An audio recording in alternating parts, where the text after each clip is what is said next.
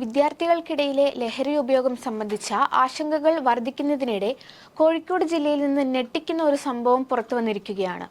10ാം class വിദ്യാർത്ഥിയുടെ water ബോട്ടിലിൽ നിന്ന് വാറ്റുചാരായം കണ്ടെത്തിയ സംഭവമാണ് ഇപ്പോൾ വലിയ ചർച്ചയായിരിക്കുന്നത്. വിദ്യാർത്ഥികൾ മദ്യം ഉപയോഗിക്കുന്നുവെന്ന രഹസ്യ വിവരത്തിന്റെ അടിസ്ഥാനത്തിൽ അധ്യാപകർ നടത്തിയ പരിശോധനയിലാണ് സംഭവം പുറത്തുവന്നത്. സാധാരണ പരിശോധന എന്ന നിലയിൽ വിദ്യാർത്ഥികളുടെ ബാഗുകളും മറ്റു സാധനങ്ങളും പരിശോധിക്കുന്നതിനിടെയാണ് ഒരു 10ാം ക്ലാസ് വിദ്യാർത്ഥിയുടെ കൈവശമുണ്ടായിരുന്ന വാട്ടർ ബോട്ടിലിൽ സംശയാസ്പദമായ ദ്രാവകം കണ്ടെത്തിയത്. തുടർന്ന് നടത്തിയ പരിശോധനയിൽ അത് വാറ്റുചാരായമാണെന്ന് വ്യക്തമായി. സംഭവം സ്കൂൾ അധികൃതരെയും അധ്യാപകരെയും ഒരുപോലെ ഞെട്ടിച്ചു. സ്കൂൾ വിദ്യാർത്ഥിയുടെ കൈവശം മദ്യം കണ്ടെത്തിയതോടെ കുട്ടിയെ വിശദമായി ചോദ്യം ചെയ്യുകയായിരുന്നു. ചോദ്യം ചെയ്യലിൽ കുട്ടി നൽകിയ വിവരങ്ങളാണ് പിന്നീട് കേസിൽ നിർണായകമായത്. തന്റെ സഹപാഠിയായ മറ്റൊരു വിദ്യാർത്ഥിയാണ് ഈ ചാരായം എത്തിച്ചു നൽകിയതെന്ന് കുട്ടി വെളിപ്പെടുത്തി. മാത്രമല്ല, ഇത്തരത്തിൽ നിരവധി കുട്ടികൾ സ്ഥിരമായി വാറ്റുചാരായം എത്തിച്ചു നൽകുന്ന പതിവ് ആ വിദ്യാർത്ഥിക്കുണ്ടെന്നും അന്വേഷണത്തിൽ വ്യക്തമായി. സംഭവത്തിന്റെ ഗൗരവവും മനസ്സിലാക്കിയ സ്കൂൾ അധികൃതർ ഉടൻ തന്നെ താമരശ്ശേരി പോലീസിനെ വിവരം അറിയിച്ചു. തുടർന്ന് പോലീസ് സ്കൂളിലെത്തിയ വിദ്യാർത്ഥികളിൽ നിന്ന് വിശദമായ മൊഴിയെടുത്തു. പോലീസിന്റെ ചോദ്യം ചെയ്യലിൽ പുറത്തുവന്ന വിവരങ്ങൾ കൂടുതൽ ഞെട്ടിക്കുന്നതായിരുന്നു.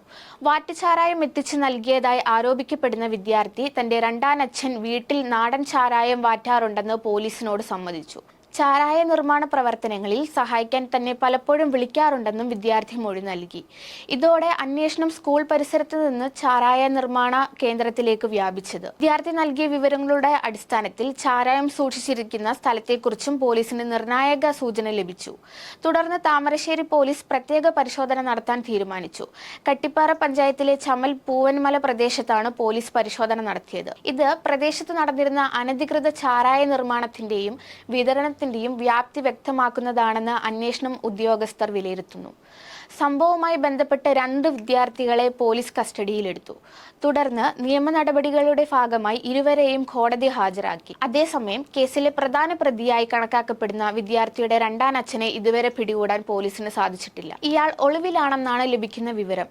പ്രതിക്കായി വിവിധ സ്ഥലങ്ങളിൽ അന്വേഷണം തുടരുകയാണെന്ന് പോലീസ് അറിയിച്ചു. ഈ സംഭവം നിരവധി ചോദ്യങ്ങളാണ് സമൂഹത്തിന് മുമ്പിൽ ഉയർത്തുന്നത്.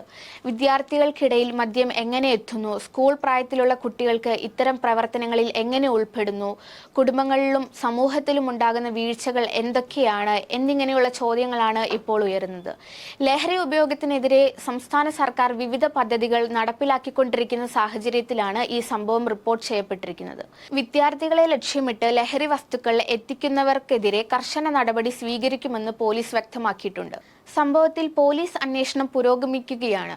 ഒളിവിൽ കഴിയുന്ന പ്രധാന പ്രതിയെ കണ്ടെത്താനുള്ള ശ്രമങ്ങളും ശക്തമാക്കിയിട്ടുണ്ട്. വിദ്യാർത്ഥികളുടെ സുരക്ഷയും ലഹരി വിമുക്ത വിദ്യാഭ്യാസ അന്തരീക്ഷവും ഉറപ്പാക്കാൻ സമൂഹത്തിന്റെ എല്ലാ വിഭാഗങ്ങളിലും ഒരുമിച്ച് പ്രവർത്തിക്കേണ്ടതിന്റെ ആവശ്യകത ഓർമ്മിപ്പിക്കുന്ന സംഭവമാണ് കോഴിക്കോട് നിന്നുള്ള ഈ വാർത്ത വിലയിരുത്തപ്പെടുന്നത്.